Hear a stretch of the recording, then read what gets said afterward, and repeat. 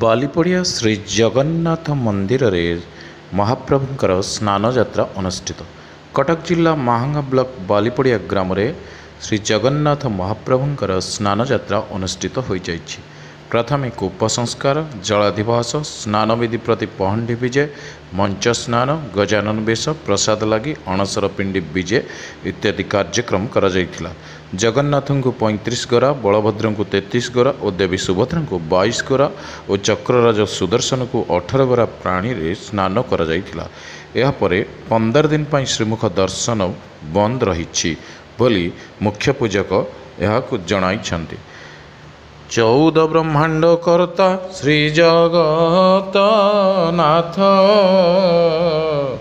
स्नान गुंडीचाएबेनि ताहार जे जात परम पुरुष हरि कृपालो अनंत दीनबंधु जगदीश हे परम नेत्र मंडपमणि देवस्नान पहंडी विजय भगवान मंडपे होइले प्रवेश देखन्ते मिषेण त्रिदश देवदानव जे मानव सर्वे मिषेण यजठाव दर्शन त्रिदश गोसाई आनंदे गद गद होई बेळकु बेळ नाना रस श्री जगन्नाथ रूपवेश येमन्ते यात्रा देवस्नान देखन्ते 14 भुवन।